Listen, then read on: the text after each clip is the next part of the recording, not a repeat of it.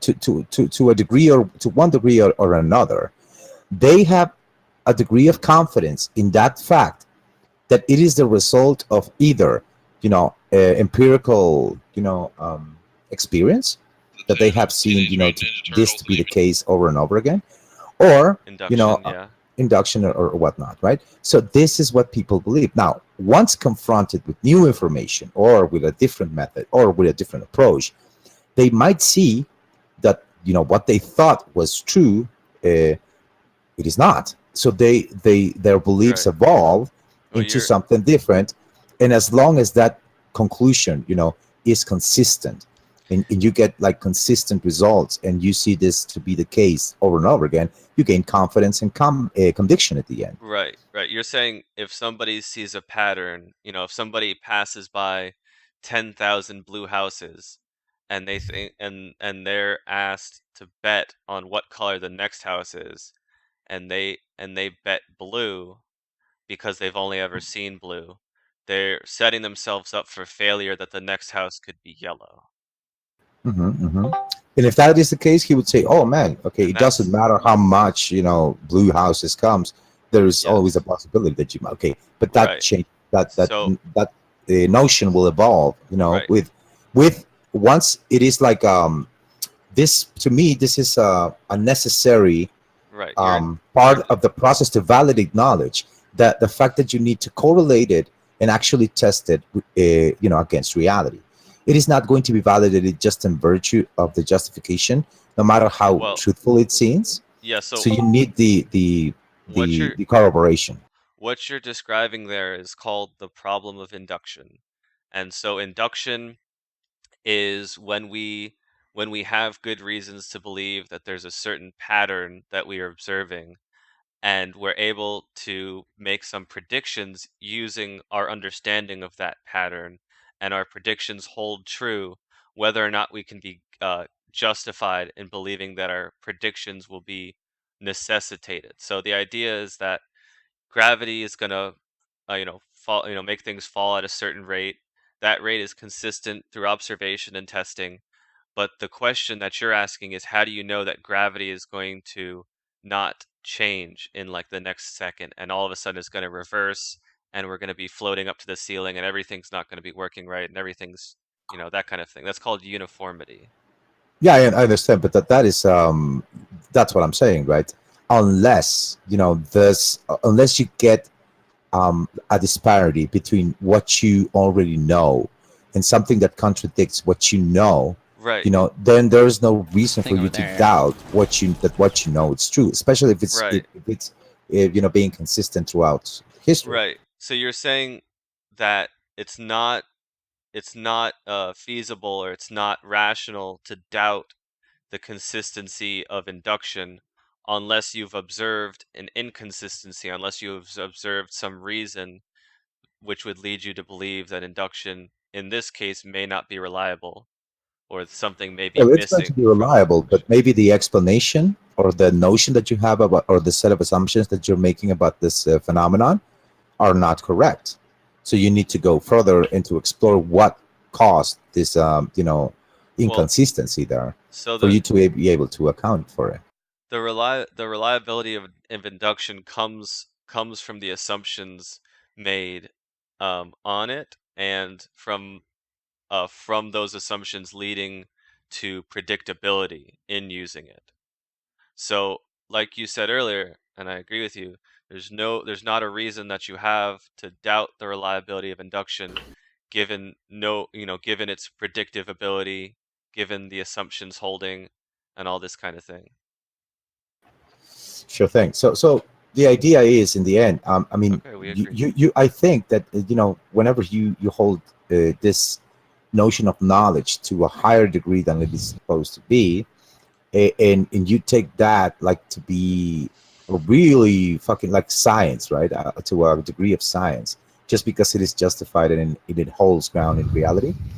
I wouldn't agree that that is the case, right? So I have a much lower standard Well, for what we call knowledge and what knowledge entails and what it what means. when you But what I rely, I'm sorry, what I okay, rely more is in the process of actually testing what you think it's true for you to gain results, and if they are consistent, you gain more confidence that your presupposition or your assumptions are correct, Okay. so So that they when are you true. when you gave your explanation there, when you said somebody shouldn't be too certain about these things because they could be incorrect. When you say too certain, what you've done there is when like you've eaten too much food, you've had too much water, you're assuming that it's to an unhealthy degree is when you say too much.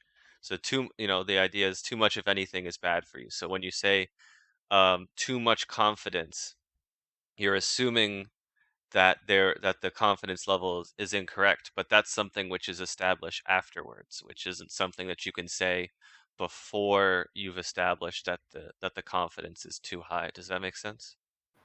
Yeah, I understand. Yeah, this is what I'm saying. I mean, you couldn't. I mean, I wouldn't, and I don't think anyone So, should.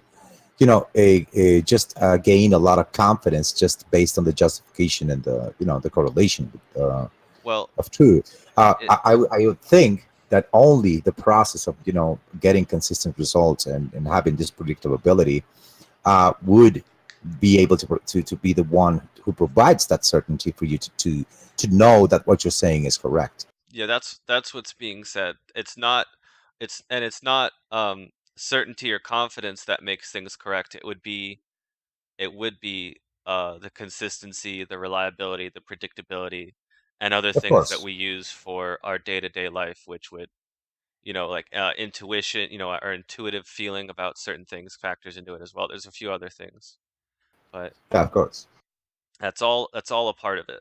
But you can't say like you were too confident Hmm. in the reliability of gravity Well, just because, say no, no, no. But, Chum, whenever you say no, I have knowledge, and this is true. I mean, this is correct. You're holding knowledge to a higher degree than science. I mean, science is just provisional. well, The things we you yeah, know, they're saying for all I know, this is correct. When they say they know something, they're saying for all I know, for all intents and purposes, for all my experience about this, this is true. no, I think they're trying to make it like an absolute, right? Like this is true in virtue because it is just they're saying it is definitionally the Oh no, case that if I'm if not it's justified and it is true, then it is knowledge and it cannot be wrong, I'm because this is what science says: you cannot be wrong about knowledge. You cannot, you just can't be wrong. I'm pretty sure that when I and other people say, because I just use the colloquial word, I'll just say I know this, or this is true. But when I say I know this and when I say this is true, if you're really gonna get nail me down in a conversation where I like laying everything out, what I'm really saying there is, for all I know, this is true based on my observations and how it coheres to Yeah, reality and my other to me, sets of there's no beliefs. distinction there. I mean, to me, whenever people say, "Oh, this," I'm just in the Well, there there's is no distinction because between the because colloquial and the philosophical one, well the because in the end, I mean, perhaps it is not in the a formal manner that it is justified or rationalized, if you will, but it is justified in the sense that it has a reason for you to conclude in that way you're concluding. And it can be weak the or strong. the um, philos the philosophical one is normative, but it's not infallible. yeah, Chump, but even the philosophical one is referring to the same thing in the phenomenon, and when you're using it in a colloquial way But it's referring to the same well, thing. what I'm saying is the commonality between the colloquial and the philosophical is they're both not being used in an infallible sense.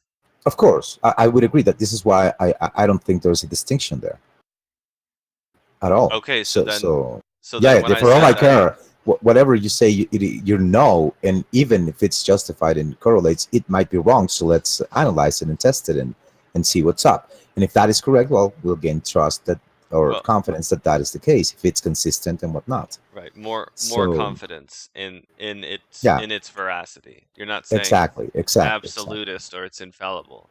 No, so no, no, no. Of Okay, course not, because the minute it stops being consistent, you need to account for that and to actually understand why. If that was an external right, factor that caused that, you'd say, "Oh, okay, so we're correct, but right. this happened." That okay, but if it was Okay. if it was something internal, and we say, hey man, I have to revise my set of assumptions and let's Okay. explain this in a better manner. That's it. Okay.